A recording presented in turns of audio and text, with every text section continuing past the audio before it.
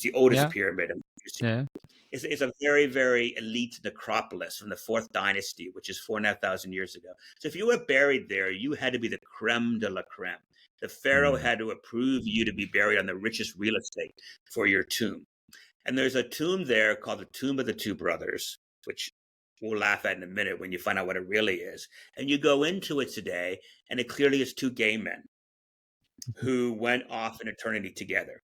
Because there's all these frescoes of them touching nose to nose, was the Egyptian form of kissing, of them on boats together, holding hands, watching the lily pads go by.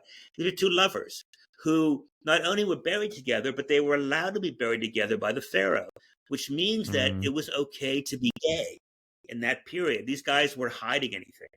It was only when the tomb was rediscovered in 1965 where homophobic archaeologists called it the Tomb of the Two Brothers, because it couldn't possibly be two lovers.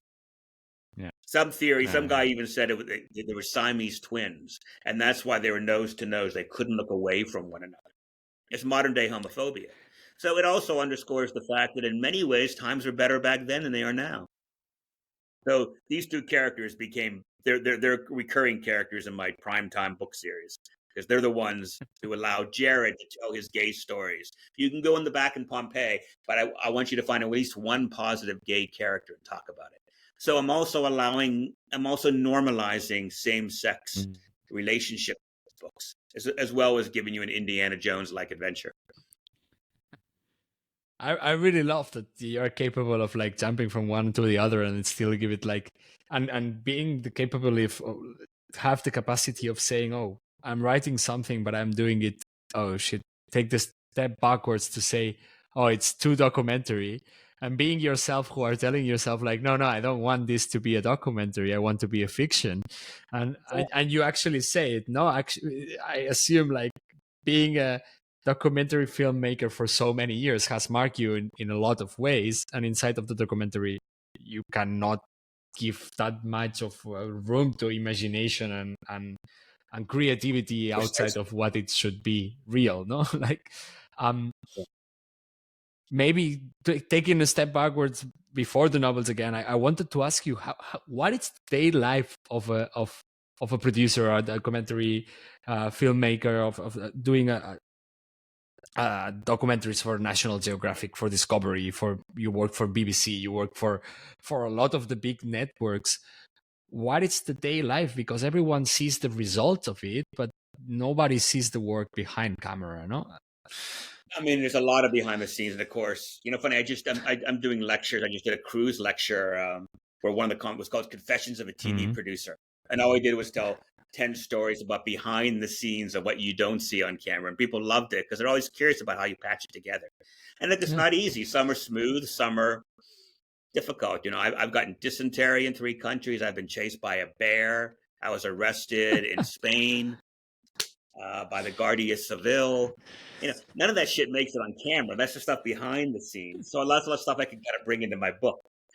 And it's definitely a very privileged career, but people always say, "Oh, I'd love to carry your suitcase and come along." It's friggin' work, because in most cases you only have a short amount of time because of the budget, a very expensive crew. You have to get out and get your story. You got to make everybody happy. As a producer or showrunner that I am, you're working. You might be in Machu Picchu for 3 days telling a story, but you are dealing with all the headaches. Oh, it's raining now, and we have to fly home tomorrow, and the expert wants extra money at the last minute. Remember, I was shooting in Edinburgh in Scotland, in Western Europe, and years ago about Roslyn Chapel, which is a lovely little strange site up there. And I spent this all day with this expert who showed me all around, and then you have to get them to sign their release form, which means we can use you. Without it, you can't do it. And he refused to do it until I gave him £20,000. He didn't tell me that before I flew over. And I'm calling back National Geographic and says, we have a problem. We have spent 4 days interviewing this guy who gave me amazing footage, and now he's bribing me. They said, pay it, because we need that footage. So all those headaches come up. You are on the job a lot of the times. But again, people are opening tombs for you that you wouldn't see. I climbed to the top of the Sphinx, which no one's allowed to do. You definitely have these great privileges when you are making films, because it opens doors. But it ain't a holiday. which is why I still take my holidays with my husband and my friends, because it's nice not to have a camera in my hand. I can imagine. I And take no also, photos of myself. I don't even put my okay, phone up when I'm on a holiday. No freaking way, because I'm off the clock. I can imagine. I mean, it has marked you as for sure. Like it is a lot of work of doing production, but also like recording the whole preparation, getting the things done. And Yeah, I sometimes feel like producers and the people who are around, no, everyone knows who are the famous actors. Everyone knows who, even the famous directors sometimes. But even you've been nominated multiple times for Emmy, and I don't. You need to be really passionate to be doing the background work of all these yeah, filmings. And because come on, I have a podcast. It's I'm sitting here home. I don't have a big deal but it's still work. It's a lot of work. I cannot imagine yeah, what it means. Big productions like going to Egypt or to Machu Picchu or to whatever. It doesn't really matter, even if it's like in next home. But you need to contact experts. You need to get in touch with local people. You need to do everything, and there is not that much recognition from the audience to the work that you do. there's none. Um, It's pure anonymity for a TV producer. yeah. And we make a far less than a feature film, and no one knows Neil Lair's name unless you Google him in IMDb or whatever. But it's not Mhm. like you become famous doing this, because I'm not in front of the camera, I'm behind the camera. And keep in mind too, let's say I shoot a 2-hour special about King Tut's tomb or Machu Picchu. That's 10, 12 days in the field, another 9 months of pre-production and post-production making it. So the Mhm. production part is a very small slice of the pie. People think all you do go over, you make it, and then it airs. You have to do a month or two of pre-production, lining things up, and then you're in the edit for many, and then you're cutting it and cutting and getting network notes, shaping it. That's I love storytelling, so I like that part as well and researching. But it is Mhm. not all just about being in the field. That is 1 week out of 9 months. Yeah. No, I get it. That part is the part that I get it because we are recording here, and this episode will go Yeah, live right. what No work to three do in months return, right? afterwards, and it's in a small podcast. I cannot imagine doing the pre-production of the of the documentaries that you've been in. That must be insane. I would love it, but at the same time, it must be insane. You actually touch a I point mean, that you I have also help. It's want not to. one. You have help. It's not one person, but it Of depends course, on the of course, budget. of course. It's not a one man show, which is the difference. Also, that's why I take 3 months to edit episodes because I'm the one Right, man right. show. So you. um, I actually wanted to ask you about the storytelling part, actually, and how do you find the whole um, because you actually touch something that it's probably that you have something inside calling to discover new stories and discover new things and discover everything, but how it's the process of storytelling in there, like who comes first? Like, does the network come to you and say, I want to do this episode, or it's the other way around, that you have something in the back of your mind and you push it to the network? It's both. It's both.